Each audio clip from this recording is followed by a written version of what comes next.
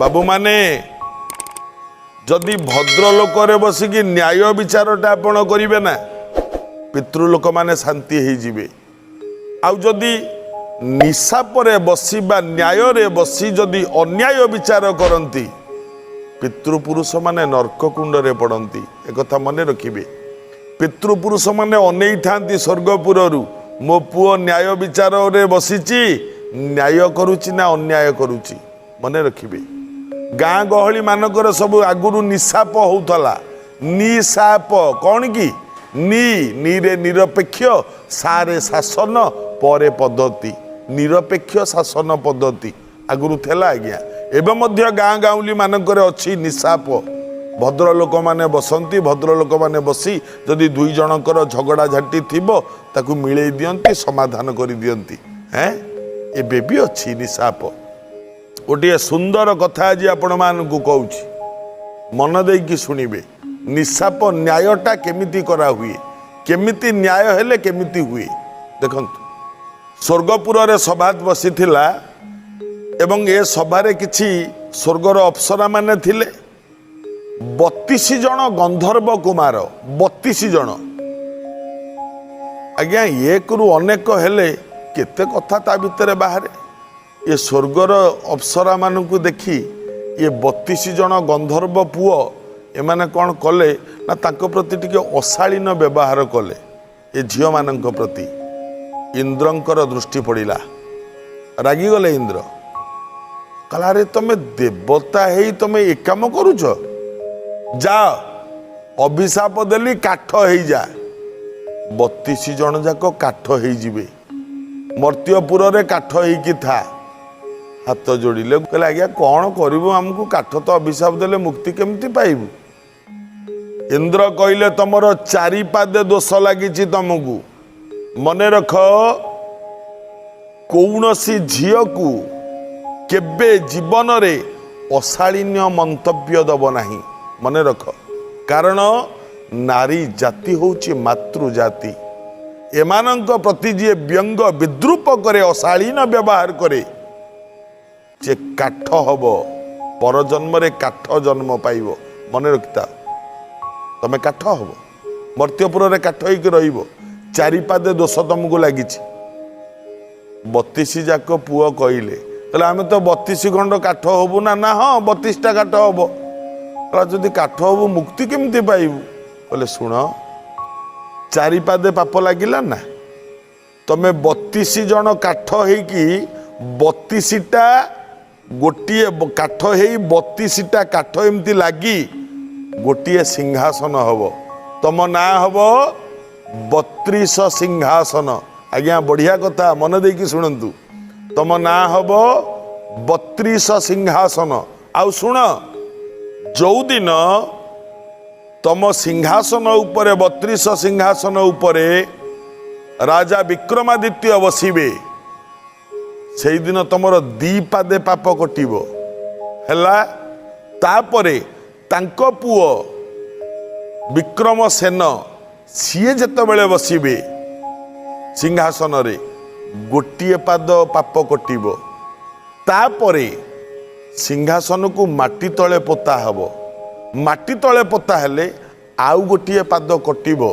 तापरे तम उपरे बसिबे राजा भोज सिंहासन उपरे बसिबे एवं भोज राजा बसिबा परे तमे 32 जन कुमार भोज राजा को विक्रमादित्य कीर्ति कही जड़े जड़े जड़े जड़े मुक्ति हम बुझीगला। आज्ञा एत कथा हम ना हाँ आ उपाय किछि नहीं तमे 32 जन जाक काठ हम जाओ जीवन रे केबे पर झियो पर नारी को देखिले आउ अशालीन मंतव्य केबे दबनी। मन रखी था आगे हो कि ता पछरे हो झीटीए चलीगला नारीटीए चलीगला ता पछरे ठिया कि बहुत लोक बहुत प्रकार मंतव्य दियंती आज्ञा जोटा कि बहुत क्षतिकारक आदौ भल नुह दियनी मंतव्य सेमती आगे नुहे कि पछरे नुहे। कारण नारी जाति है मातृ जाति तांको सम्मान देखा उचित से प्रकार मंतव्य दबा आदौ ग्रहणीय नुह। मन रहा 2 पाद पाप कटिब विक्रमादित्य जेतेबेले बसिबे गोटे पाद पाप कटिब तांको पुओ जेतेबेले सभारे बसिबे तापरे तांको पुओ माटी तले पोती देबे माटी तले पोता हेले आउ गोटे पाद कटिଯିब चारि पाद कटिଯିब तापरे भोज राजा तुम सिंहासन उपर जेतेबेले बसिबे गोटे गोटे कहानी कही विक्रमादित्य कीर्ति शुणई तमे माने मुख्य पाइब हो गला एमाने सबू काठ हो गले काठ हेला परे 32 सिंहासन उपरे विक्रमादित्य बसिले दी पादे कटिगला तापरे तांको पुओ विक्रमादित्य पुओ सीए बसिले गोटे पाद कटिगला एवं कौन भाविकी के जानी ये तो विधि निर्दिष्ट ना विक्रमादित्य पुओ ये सिंहासन टी माटी गात खोली माटी तले पोती देले सिंहासन रहिला माटी तले देखंतु एई माटी उपरे गोटे विराट हुंका हो जाइछि सिंहासन रहिला माटी तले एणे राजा भोज करुचंती राज्य शासन एई समयर घटना सुंदर कथा मन देइके शुणंतु कौन हैला ना धनेश्वर बोली जने सौदागर थिला से राज्य रे ए जो धनेश्वर सौदागर किछि ता सांग भाई मानंकु सांगेरे धरी दीपम पुंज को गला बोईत नहीं कि बेपार वाणिज करने को गला ये धनेश्वर सौदागर स्त्रीटी भारी सुंदरी देखा ये घरे थिला जतबेले धनेश्वर घर बाहरी गला गोटे भूत कौटी थिला भूत भूत ये भूतटा सांगे सांगे धनेश्वर सौदागर रूप धरी आसी ता घरे पहुँची गला ता स्त्री अनेइला कहला तमे परा वर्तमान गल बोईत धरिकी तुमको मु विदाय देकी आसिली आ तुम कौन पुणी फेरी आइल भूत कहला नाई मते मो देहटा भल लगुनि जीवाकू इच्छा हेलानी तापर खाली तुम कथा मन पड़ा मु तुमको छाड़ी मोर से बेपार न हो पछे मु तुमको छाड़ी जीविनी से मो भाई मान को मना कर देकी आइली मु जीविनी बोली ता स्त्री कहला हौ भल है आमर आउ कुआडे जीवा दरकार नहीं घरे रुह कुआडे जानी ये भूत रहिला धनेश्वर घर घरे देखंतु स्वामी स्त्री भली संपर्क करिकी चलिला ये भूत किछि दिन बीतीगला धनेश्वर सौदागर आउ जो सौदागर माने सांग होइकी जाइतेले से माने जाइकी बेपार वाणिज्य कले सेपटे एमती बेपार वाणिज्य करिबा भितरे किछि दिन बीतीगला 4 मास 5 मास बीतीगला 4-5 मास परे सबु सौदागर माने चिंता कले आमे तो 4-5 मास हला घर आइलेनी घरे केमती चलुथिबे कौन करुथिबे घर खबर कौन आज्ञा आजिकाली सिना बाबू आपण मान पाखे मोबाइल फोन सब सुविधा हो गला आगे काल कौन से सब थला किछि न थला ना धनेश्वर सौदागर चिंता कले सब सौदागर मान को डाकिले कहले गोटे काम कर आमे तो एते लोक अछंती जणु को आमे आम गाँ को पठेइबा जणु को पठेइबा ता हाथ रे आमे जी जहाँ घर को जहाँ दबा कथा जिनस पत्र दियो सब देई चिट्ठी खंडे खंडे लिखी सब ताकू पठेइबा सी जाइकी आम घर मानकर खबर बुझिकी आसीबो हैला जा जणु को डाकिले जी जहाँ पारिला से 6 मास भितर जेतिकी जहाँ इनकम करथिला पैसा पत्र जिनिस पत्र जी जहाँ दबा कथा आकु सब देले समस्त खंडिए खंडिए चिट्ठी देले ये चिट्ठी नहीं ये दूतटी गला जड़े लोक चलिला गाँ को धनेश्वर सौदागर मूल गाँ को एणे भूत धनेश्वर सौदागर होइकी बसीची दूत जाउची कौन हब बा कौन हैला प्रिय भक्त बंधु प्रिय दर्शक बंधु धनेश्वर सौदागर रूप में भूत अच्छी ये दूतटी चिट्ठी धरी जिनिस पत्र टंका पैसा धरी समस्त घर घर बुली बुली आसिला समस्त घरे तांको जिनिस देला ता चिट्ठी देला तांको स्त्री पिला छुआ माने जहाँ चिट्ठी लिखिबा कथा लिखिकी ता हाथ देले पुणी नहीं जीव जेतेबेले धनेश्वर सौदागर दुआर मुहरे आसी पहुँचे डाके सौदागरे घर भितर भूत बाहरी आसिला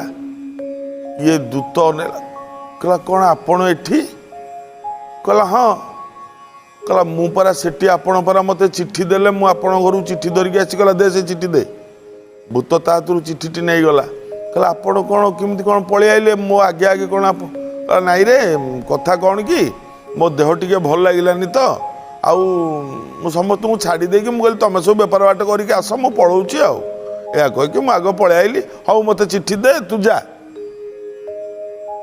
ଦୂତଟି ଚାଲିଗଲା। ଧନେଶ୍ୱର ଚିଠିଟି ନେଲା, ଚିଠିଟି ଚିରି ଦେଇକି ତାର ପକେଇଦେଲା, ସରିଲା। ଏ ଯେଉଁ ଭୂତ, ଏ ଦୂତଟି ପୁଣି ଫେରିବ ନା। ଯେତେବେଳେ ପୁଣି ଫେରିଲା, ଯାଇ ଯେତେବେଳେ ପହଞ୍ଚେ ସବୁ ସୌଦାଗର ମାନଙ୍କ ପାଖରେ, ସେଠି ଦେଖିଲା ବେଳକୁ ସେଠି ଧନେଶ୍ୱର କହିଲା, ଆଚ୍ଛା ତମେ ପୁଣି ଆଇଲ କେତେବେଳେ? ଧନେଶ୍ୱର କହିଲା, କ'ଣ ଏମିତି ବାଇଆଙ୍କ ଭଳି କହୁଛୁ? କ'ଣ ଆଇଲ କେତେବେଳେ? କିରେ ମୁଁ ତ ଅଛି ଏଠି, ଆଇଲ କେତେବେଳେ କ'ଣ କହୁଛୁ? କହିଲା, ନାଇଁ ଆଜ୍ଞା ଗୋଳମାଳିଆ ହେଇଯାଇଛି। କହିଲା, କ'ଣ ଗୋଳମାଳିଆ? କହିଲା, ଆପଣଙ୍କ ଘରେ ପରେ ଆପଣ ଥିଲେ, ମୁଁ ଦେଖିକି ଆଇଲି। ଧନେଶ୍ୱର ଅନେଇଲା, କହିଲା, କ'ଣ ମୁଁ ଥିଲି? କହିଲା, ହଁ ଆଜ୍ଞା, ଆପଣ ମୋ ହାତରୁ ଚିଠି ନେଲେ, ମୁଁ ଆପଣଙ୍କୁ ପଚାରିଲି ଆପଣ କ'ଣ ପଳେଇ ଆସିଛନ୍ତି ମୋ ଆଗେ ଆଗେ। ଆପଣ କହିଲେ, ନାଇଁ ମୋ ଦେହ ଭଲ ଲାଗିଲାନି ତ, ମୁଁ ସମସ୍ତଙ୍କୁ କହିକି ପଳେଇ ଆଇଲି ଆଉ। ଧନେଶ୍ୱର ସୌଦାଗର ମୁଣ୍ଡ ଚକର ଖାଇଲା, କହିଲା, କିଏ ଗୋଟେ ବହୁ ରୂପୀ ମୋ ରୂପ ଧରି ଆମ ଘରେ ଅଛି। ଏଇଆ ଚିନ୍ତା କରି ଧନେଶ୍ୱର ସବୁ ସୌଦାଗର ମାନଙ୍କୁ ଡାକିଲା, ସବୁ ଫେରି ଚାଲ, ସବୁ ପଳେଇବା ଚାଲ। ସମସ୍ତେ ଫେରିକି ଆସିଲେ। ଧନେଶ୍ୱର ସିଧା ଆସିକି ଘରେ ଯେତେବେଳେ ପହଞ୍ଚିଲା, ଏ ଭୂତ ଗୋଟେ ଠେଙ୍ଗା ଧରିକି ବାହାରିଲା, କହିଲା, ଆରେ ମୋ ରୂପରେ ତୁ କିଏ ଆସୁଛୁ? ଧନେଶ୍ୱର କହିଲା, ଆରେ ମୋ ଘର ଭିତରେ ଏଇଟା ଗୋଟେ ବହୁ ରୂପୀ କିଏ? ଦି ଜଣଙ୍କର କଳି ତକରାର ହେଲା, କଥା ଗଲା ରାଜାଙ୍କ ଦରବାରକୁ। ରାଜା ମଧ୍ୟ ବୁଝିପାରିଲେନି ସତ କିଏ ମିଛ କିଏ। ଏ ଦୁଇ ଜଣ ଯାକ ଡେଲି ପ୍ରତ୍ୟେକ ଦିନ ଯାଆନ୍ତି ରାଜ ଦରବାରକୁ, ପ୍ରତ୍ୟେକ ଦିନ ଯାଆନ୍ତି। ବିଚାର ହେଇପାରେନି, କିଛି ବିଚାର ମୀମାଂସା କରି ହୁଏନି। ଭୂତକୁ ଯାହା କହନ୍ତି ଭୂତ କରିଦିଏ, ଧନେଶ୍ୱରକୁ ଯାହା କହନ୍ତି ଇଏ ବି ସେଇଆ କହେ, କିଛି ବିଚାର ହେଇପାରୁନି। ଏମାନେ ଫେରିକି ଆସୁଛନ୍ତି, ରାଜ ପାରିଷଦ ବି ଆସୁଛନ୍ତି ସାଙ୍ଗରେ। ଦେଖିଲେ କିଛି ଗୌଡ଼ ପିଲା ଗାଈ ଚରଉଛନ୍ତି। ତାଙ୍କ ମୁଖ୍ୟ ଗୌଡ଼ ପିଲା ଟୋକା ଯିଏ, ଏ ଗୌଡ଼ ଟୋକା ଗୋଟେ ହୁଙ୍କାଟେ ଅଛି, ଏ ହୁଙ୍କା ଉପରେ ବସିଛି, ରାଜାଙ୍କ ଭଳି ବିଚାର କରୁଛି। ଏମାନେ ଯେତେବେଳେ ଯାଉଛନ୍ତି ସେ ବାଟ ଦେଇ, ଏ ଗୌଡ଼ ଟୋକା ଡାକିଲା, ଓ ବାବୁ ଏଠିକି ଆଇଲ। ସବୁ ଆସିଲେ। ଏ ଭୂତ ଆଇଲା, ସେ ଧନେଶ୍ୱର ସୌଦାଗର ଅରିଜିନାଲ ଯିଏ ସିଏ ବି ଆସିଲା, ରାଜ ପରିଷଦ ରାଜ କର୍ମଚାରୀ ମାନେ ଆସିଲେ। ହଁ ତମେ ଦିନ କୁଆଡ଼େ ବାଟେ ଯାଉଛ ରାଜ ଦରବାରକୁ? ଏ ଧନେଶ୍ୱର ସୌଦାଗରଟି କହିଲା, କହିଲା, ଆମର ପରା ଏମିତି ଏମିତି ଘଟଣା। କହିଲା, ତମେ ଦି ଜଣ କ'ଣ ଦେଖିବାକୁ ଏକା ଭଳି? କହିଲା, ହଁ ମୁଁ ହେଉଛି ଧନେଶ୍ୱର ସୌଦାଗର, ମୁଁ ଯେତେବେଳେ ବେପାର କରିବାକୁ ପଳେଇଲି, ଇଏ ମୋ ରୂପରେ ଆମ ଘରେ ଅଛି, ମତେ କହୁଛି ମୁଁ କୁଆଡ଼େ ନକିଲି, ସିଏ କୁଆଡ଼େ ଆସିଲି। ଆଉ ବିଚାର କେମିତି ହବ? ରାଜା ବି ବିଚାର କରିପାରୁନାହାନ୍ତି। ତ ଏ ଗୌଡ଼ ପିଲା ଯିଏ ବସିଥିଲା ଉଇ ହୁଙ୍କା ଉପରେ କହିଲେ, ଶୁଣ ମୁଁ କରିଦେଉଛି ବିଚାର। ଗୋଟେ କଳସୀ ଆଣିଲ, କଳସୀଟେ ଆଣିଲେ। କହିଲେ, ଶୁଣ ତମେ ତମ ଭିତରୁ ଯିଏ ଇଏ କଳସୀ ଭିତରେ ପଶି ପାରିବ, ସେଇ ହେଉଛି ଅରିଜିନାଲ ଧନେଶ୍ୱର ସୌଦାଗର। କେମିତି ପଶିବ ମୁଁ କହିପାରିବି, ତମ ଦେହକୁ ସରୁଆ କରିକି କଳସୀ ଭିତର ବାଟେ ପଶିବ। ଯିଏ କଳସୀ ଭିତରେ ପଶିଯିବ ଏବଂ ବାହାରି ଆସିବ, ସିଏ ହେଲା ଧନେଶ୍ୱର ସୌଦାଗର। ଯିଏ ନ ପଶି ପାରିବ, ସିଏ ନକିଲି, ତାକୁ ଦଣ୍ଡ ମିଳିବ। ଧନେଶ୍ୱର ସୌଦାଗର ଠିଆ ହେଲା, କହିଲା, ମୁଁ କଳସୀ ଭିତରେ ପଶିବି କେମିତି? ମୁଁ ଗୋଟେ ମଣିଷଟେ, ମୁଁ କଳସୀଟା ଭିତରେ କେମିତି ପଶିବି? କିନ୍ତୁ ଏ ଭୂତ ଇଏ କହିଲା, କ'ଣ ମୁଁ ଅରିଜିନାଲ ଧନେଶ୍ୱର ସୌଦାଗର, ଦେଖ ମୁଁ କଳସୀ ଭିତରେ ପଶି ଯାଉଛି। ନିଜ ଦେହକୁ ସରୁଆ କରିକି ଭୂତ ପଶିଗଲା କଳସୀ ଭିତରେ। ଏ ଯେଉଁ ସିଙ୍ଗା, ଏଇ ଯେଉଁ ହୁଙ୍କା ଉପରେ ଯିଏ ବସିଥିଲା, କହିଲା, ଡେରି କ'ଣ କରୁଛ? ସେ କଳସୀ ମୁହଁରେ ଗୋଟେ ଚୁଣ୍ଟା ମାରିଦିଅ, ଜାମ୍ କରିଦିଅ କଳସୀ ମୁହଁଟାକୁ। ସାଙ୍ଗେ ସାଙ୍ଗେ କଳସୀ ମୁହଁକୁ ଜାମ୍ କରିଦେଲେ। ସେ କଳସୀ ଭିତରେ ଇଏ ଛାଟି ପିଟି ହେଉଛି ଭୂତ। କହିଲେ, ନେଇଯାଅ ସେ କଳସୀଟାକୁ ଗୋଟେ ମାଟି ଗାତ ଖୋଳିକି ପୋତି ଦିଅ। ଗାତ ଖୋଳିକି ପୋତି ଦେଲେ। କହିଲେ, ଯାଅ ତମ ଘରକୁ ତମେ ଯାଅ, ତମେ ଅରିଜିନାଲ ଧନେଶ୍ୱର ସୌଦାଗର, ଯାଅ ତମ ଘରକୁ, ଏଇଟା ଭୂତଟା, ସେଇଥିପାଇଁ କହିଥିଲି କଳସୀ ଭିତରେ ପଶିବାକୁ। ଇଏ ଖବର ରାଜ ପାରିଷଦ ମାନେ ଯାଇକି ରାଜାଙ୍କୁ ଜଣେଇଲେ, ମଣିମା ଏତେ ଦିନ ହେଲା ଯେଉଁ ବିଚାର ଆପଣ କରିପାରୁନଥିଲେ, ଗୋଟେ ଗାଈ ଚରଉଛି ଗୌଡ଼ ପିଲାଟେ ସେ ବିଚାର କରିଦେଲା। ରାଜା କହିଲେ, କେମିତି କଲା? କହିଲା, ନାଇଁ ଆଜ୍ଞା କରିଦେଇଛି ସେ ବିଚାର। ରାଜା କହିଲେ, ଆଚ୍ଛା ଆଉ କୌଣସି ବିଚାର ହଉ ଦେଖିବା। ପୁଣି ଦିନେ ଗୋଟିଏ ଅଘଟଣ ଘଟିଲା। କ'ଣ? ଜଣେ ବ୍ରାହ୍ମଣ ପିଲା ଇଏ ଯାଉଥିଲା, ଯାଉଁ ଯାଉଁ ଅଲଗା ଅନ୍ୟ ଦେଶକୁ ଚାକିରି କରିବାକୁ ଗଲାବେଳେ ସେ ଦେଶରେ ଯାଇକି ଚାକିରି କରିଛି। ଚାକିରି କଲା ଭିତରେ ଦେଖିଲା ତାଙ୍କ ଗାଁର ମହାଜନ ବା ଧନୀ ଲୋକ ସେଇଠି ଅଛନ୍ତି। ଏ ବ୍ରାହ୍ମଣ ପିଲାଟି ତାଙ୍କ ହାତରେ 7ଟି ମାଣିକ୍ୟ ଦେଲା। 7ଟି ମାଣିକ୍ୟ। କହିଲା, ଆଜ୍ଞା ये 7टी माणिक्य मु दौची आम घरे नहीं देदेवे से बिक्री टिक्री करके चली आउ मु गले एठू जहाँ जमी करवा गरीब पिला तो ये धनी लोकटी कहला ठीक अच्छे मुझे माणिक 7टी नौची देदेवी मु तो ए डंगारे जीवी ना से डंगारे नाउरी मैंने अच्छा नाउरी मानू डाकिला कहला मत टे नहीं नदी पार कर दियो ए नाउरी मान नदी पार कले हाँ ये 7टी माणिक्य देकी ये रहिला सेठी ये 7टी माणिक्य धरी ये धनी लोक आसला बेले मने मने गोटे पाप बुद्धि आसला ता मुंड को कहला 7टी माणिक्य जदि मु नदी सी मोर कौन कर सी केमी जान कि ये नाउरी मान को डाकिला जो 5 जन नाउरी डंगा चलाऊले कहला भाई शुण तुमको मु किछि टंका दौची किंतु तमे माने साक्षी दब जे मु माणिक्य नहीं से पिलार बापा को लेकिन माणिक्य ता गाँव में देती तुम मैंने साक्षी दब कौन कौच नाउरी मैंने कहले हाँ आम जदि पैसा पाइबू आम साक्षी देदेबू कौन है देखु नाउरी मान को किछि पैसा दे माणिक्य नहीं से चलीगला किछि दिन पर जेतबेले ये ब्राह्मण पुओटी घर को फेरे देखिला तांको घर अवस्था संकटापन्न चाल भांगी जाइछि वर्षा होउछि घर भितरे संकटापन्न अवस्था कहला रे इमिति केमिति हला मु परा पैसा मु परा पठेई थिली धन पठेई थिली तमे पुअर बाप कहूछ अरे कि धन तू पठेई थलु गलु तो गलु भूली गलु आम घर कथा बाप कथा आम छुआ पिला कथा कहला नाई बापा मु धन पठेई थिली अरे का हाथ रे पठेई थिलु ना से धनी लोकन हाथ रे पठेई थिली ये गला ता पाखु ब्राह्मण पिला कहला मु आपन हाथ रे 7टी माणिक पठेई थिली आपन आम घरे देई नांती कहला किए कहला मु देइनी तो बापा बारंडार बसते मुझे देकी आसिली आ देनी कौन कौच मु कौन तो माणिक रखी अरे मु कौन एत कांगाल हो तो धन मु रखी मुझे आसी ना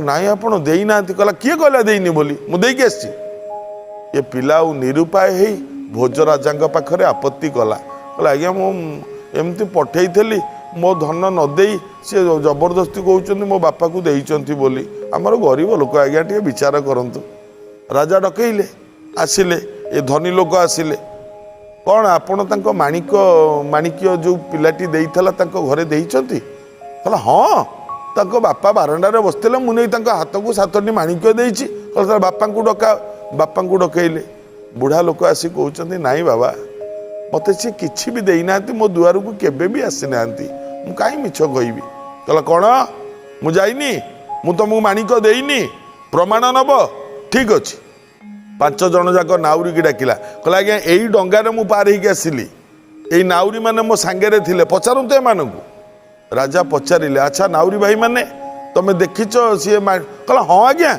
आम देखीचु परा 7टी माणिक्य नहीं देले हाथ में बापा हाथ में देले पर आम देखीचु आम ठिया होइतुलु सेठी आम डंगा पार करके आणलु तो डंगारे आणुतुलु तो आम देखीचु से परा 7टा माणिक्य बापा को देले आम देखीचु आश्चर्य राजा कौन विचार करिवे 90 वर्षर बाप बुढ़ा कहूँ मो दुआर को दिने ये आसी ना किंतु 5 जन नाउरी कहते 7टा माणिक्य दबा आमे देखीचु कौन विचार हम किछि विचार करि पारुना काली आस विचार हम काली आस विचार हम नीति विचार पाई दौड़ुचंती एमाने फेरिला बेले सेई हुंका उई हुंका उपरे सेई गोपाल पिला बसीची जेतले फेरुचंती एमाने डाकिला एटिक आस कौन है नीति जाउच राज दरबार ये ब्राह्मण पुओ कहला आज्ञा एमती एमती कथा किछि विचार हो पारुनी मो धन सबू सरीगला चला अच्छा ठीक अच्छे से नाउरी मान को डाक नाउरी 5 जन को डकाला राजा मध्य कौतूहल होगी आसिक विचार देखुंट कौन हूँ राज्य सारा लोक रुंड हो गले से दिन गोटे एमती विचार करते आज गोटे कौन विचार करुच्ची ए गौड़ टोका कहला शुण से एमती उई हुंका उपर बसची कहला शुण